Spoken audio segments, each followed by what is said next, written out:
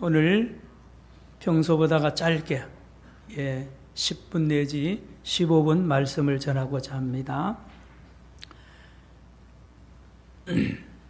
전에 말씀드렸는데요. 여러분 해외여행을 가면 처음에는 모두 그렇게 합니다. 유명한 건물 앞에서 또 사진을 찍고, 프랑스 파리를 가면 에펠탑이라든지 여러 로마의 여러 유적지에 가면 또 찍습니다.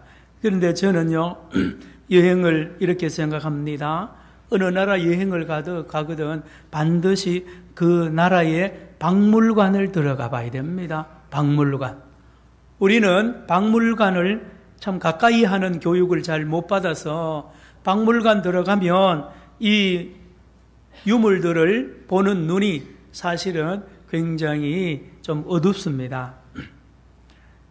그 이스라엘의 유대인들은요, 어려서부터 이 유물을 보는 교육을 잘 시키는데, 초등학교 2학년에 과목 중에 고고학 과목이 있습니다.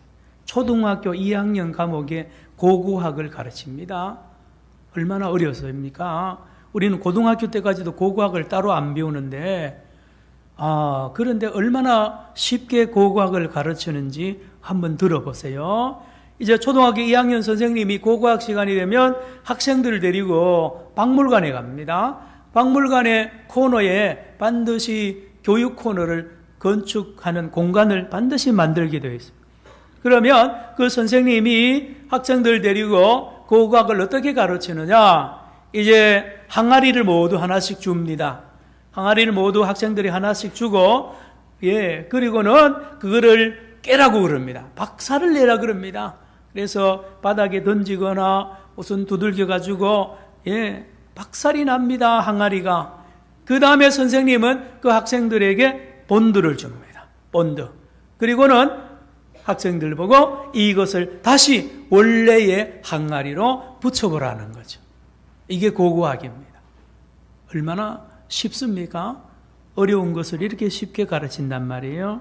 그래서 이스라엘 사람들, 유대인들은 어려서부터 이런 교육을 일찍이 받아서 박물관에 가면, 저거는 어느 시대 거다, 저거는 뭐에 쓰는 물건이다, 그런 눈을 일찍이 뜨게 되는 겁니다. 여러분들도 자녀들이나 손자, 손녀들 휴일이나 어떤 중요한 그런 여행을 갈 때나 나라를 방문할 때 반드시 그 나라의 박물관을 가야 그 나라의 역사와 그 나라의 많은 것을 배울 수가 있죠. 또 하나는요, 문화를 체험해야 됩니다. 문화를 체험한다 하면 민박을 하는 게 좋습니다. 그 나라에 가서 민박을 하면서 그 나라 음식을 맛보고 그 나라 가정의 문화를 이렇게 경험하고 그 나라의 집 안에 여러 구조와 동네 문화를 체험하는 게 얼마나 중요한 여행입니다. 박물관 하면 여러 박물관이, 세계적인 박물관, 우리도 국립중앙박물관이 있고요. 프랑스 파리에 가면 루브르 박물관이 있습니다. 루브르 박물관에는 1년에 약 1,000만 명이 관광차 그 박물관을 방문합니다. 인산인해입니다. 매일 그렇습니다. 입장료가 19유로, 우리나라 돈으로 약 2만 원이 된다 그러죠. 여러분, 이 박물관, 루브르 박물관을 방문하는 1,000만 명의 85%는 뭘 보러 갈까요? 모나리자 그림을 보러 갑니다. 그래서요, 최근에 이 박물관, 루브르 박물관 직원들이 당국에다가 불평을, 건의를 크게 한 그 내용이 있는데, 그게 뭐냐 하면, 박물관, 모나리자를, 루브르 박물관을 방문하는 이 많은 국내의 이 관람객들이 모두가 85%가 들어오면 매일 묻는데요. 100명이면 85명이 직원들 보고 묻는 게 모나리자 어디 있느냐고, 모나리자 어디 있느냐고 묻는다는 거 아니에요. 모나리자는요, 그림 하나가 경제적인 가치만 해도 40조 원이 넘는다 그럽니다. 40조 원, 그림 하나가. 어마어마한 복물입니다. 자, 그러나 저는 오늘 설교를 준비하면서 모나리자보다가 몇백 배 더 비싼 유물, 더 가치 있는 유물이 있을 텐데, 만약에 예수님이 탄생했던 그 말구유가 지금도 남아있다면 여러분 어떻겠습니까? 지금도 예수님이 탄생해가지고 강보 보자기에 싸서 아기 예수님을 올려놓은 그 말구유, 말의 이 밥통이죠. 그 말구유가 지금도 있다면 모나리자보다가 몇백 배 더 비싸게 취급이 되고 전 세계 사람들이 그 말구유를 보러 오고 또 만지고 싶잖아요. 예수님이, 하나님이 이 땅에 오셨는 그 탄생한 그 자리 만지고 싶은 거예요. 기념 촬영하고 싶고요. 그런데 없습니다. 말구유가 없습니다. 한편으로 보면 만약에 있었다면 그것이 우상화가 되지 않겠어요? 사람들이 그냥 보지 않을 거 아닙니까? 여러분, 지금도 베들레헴 예수님이 탄생한 교회에 가면, 기념교회에 가면 그 예수님이 탄생했다고 말하는 그 자리, 그 말구유 자리를 뭘로 표시했느냐? 별 모양으로, 은으로 만든 별로 표시해 놓습니다. 여러분 사진도 보셨고 직접 가보신 분도 있는데, 그 별이 우리가 보는 이 오각형이 아니고 14각으로 되어 있는 별입니다. 왜 14각이냐 하면 예수님의 족보가 마태복음 1장에 보면 아브라함부터 다윗까지가 14대고, 다윗부터 바벨론 포로 갈 때까지가 14대고, 바벨론 포로에서부터 예수님까지가 14대.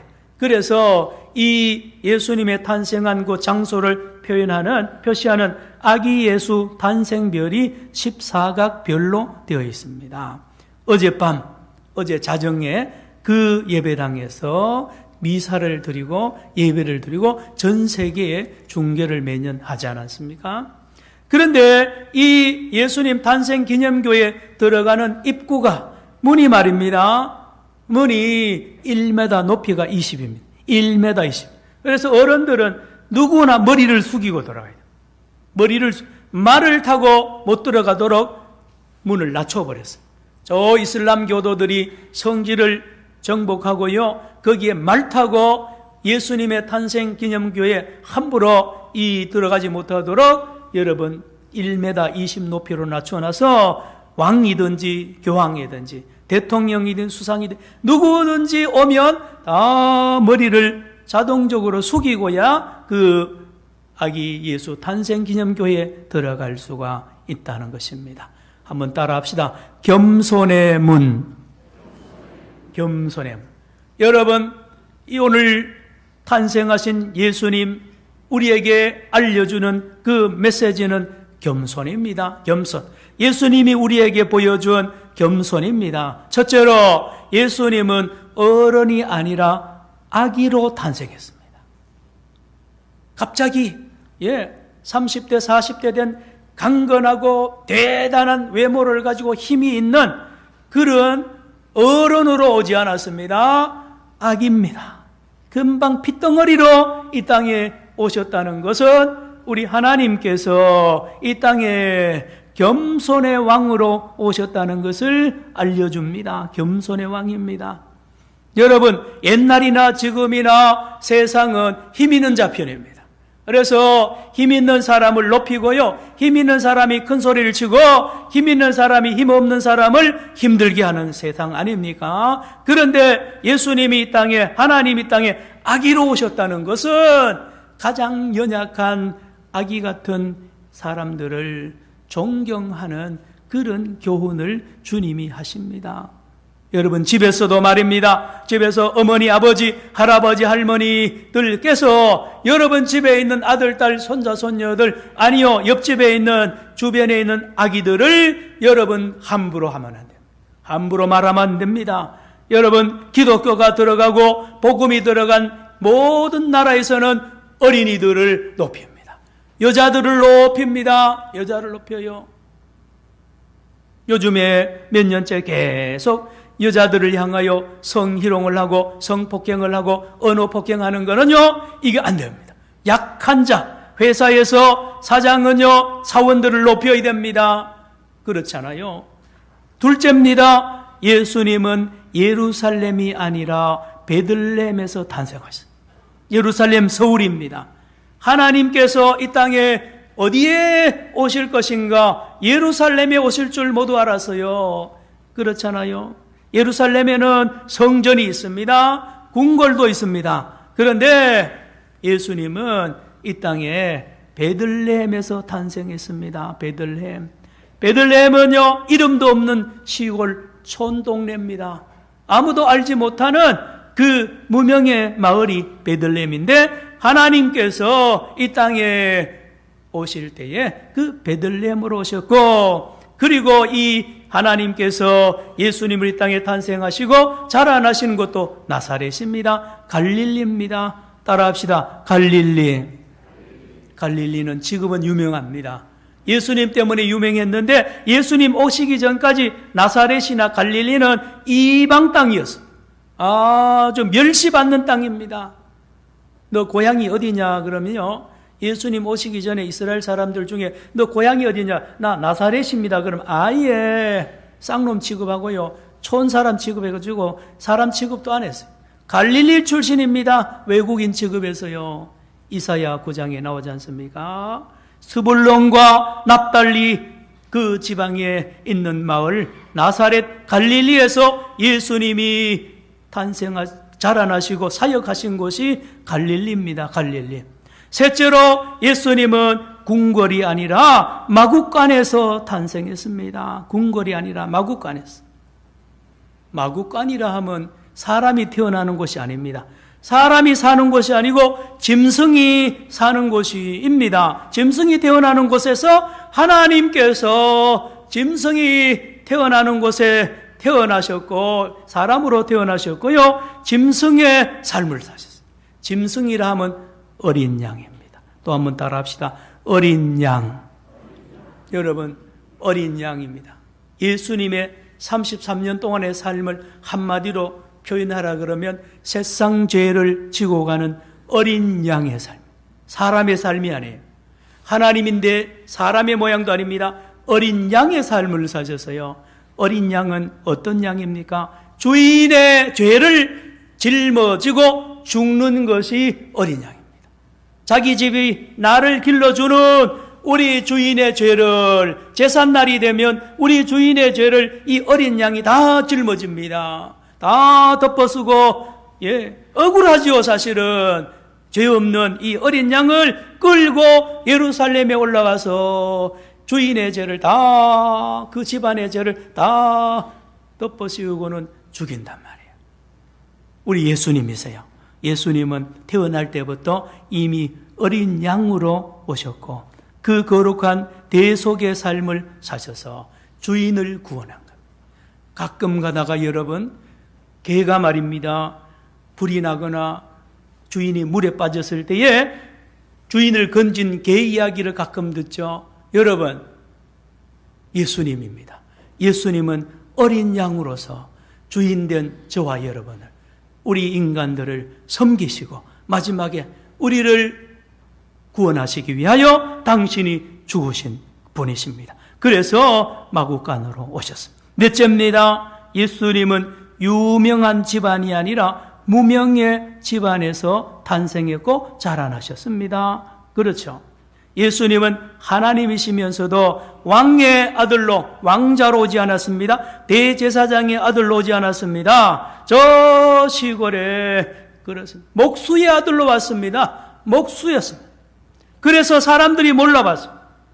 궁궐에 태어나고 대제사장의 자녀로 태어나고 성전에서 자라났더라면 아마 매스컴도 타고 아마 많이 알려졌을 거예요. 그러나 저 시골 나사렛에서 목수의 아들로 자라나니, 목수를 하니 그가 하나님인 줄 누가 알겠습니까? 사랑하는 성도 여러분, 예수님은 낮고 천한 곳에 오셨고 낮고 천한 사람들의 친구로 오셨습니다. 낮고 천한 지역에서 사셨고 낮고 천한 사람들을 제자로 부르셨습니다. 예수님의 12제자 중에 유명한 사람 하나도 없어요. 저 어부입니다. 시골의 어부요, 다 세리입니다. 그런 사람들을 불러서 하나님께서 그들을 제자로 삼으시고 민족, 세계 복음화를 일으키시고 하나님 나라를 건설하신 예수님이십니다. 그렇습니다. 아기 예수님은 그러나 그가 무명한 자도 아니요, 그가 무능한 자가 아닙니다. 그는 하나님이셨습니다. 하나님이십니다. 창조주십니다. 전지전능한 자이십니다. 지혜자이십니다. 영광을 받으시기에 합당한 분이신데도 그는 감추셨습니다. 그는 낮아지셨습니다. 가장 낮아지셨습니다. 사람보다 더 낮아지시고 우리를 섬기시고 십자가를 지시고 오늘 이 시간에도 우리 주님께서는 성령으로 저와 여러분에게 함께하는 줄로 믿으시기를 바랍니다. 여러분, 그렇다니까요. 예수님은 오늘 이 자리도 계세요. 저와 여러분의 심령에도 계십니다. 겸손하시기 때문에 자기를 노출시키지 않습니다. 그러나 모든 어려운 일, 모든 더러운 일, 모든 악한 일을 당신이 다 대신하시고 우리를 오늘도 정결하게 하시는 대제사장 하나님이 바로 예수님이십니다. 말씀을 마칩니다. 그러면 목사님, 예수님이 어떻게 그렇게 겸손할 수 있었습니까? 하나님이 어떻게 그 겸손한 자리까지 내려갈 수 있었고 지금도 그렇게 오른손이 하는 걸 왼손이 모르게 하시고 은밀한 중에 그렇게 역사하십니까? 대답은 하나입니다. 바로 사랑이 그렇게 합니다. 사랑이. 하나님의 사랑입니다. 예수님의 사랑이 말입니다. 사랑이 예수님을 낮추게 하시고요, 우리 하나님을 그렇게 낮은 자리로 오게 하신 그 힘은 사랑입니다. 그 사랑이 오늘도 저와 여러분 안에 강력하게 예수님을 통하여 이루어지고 있는 것을 여러분이 꼭 믿으시기를 축원합니다. 기도합시다.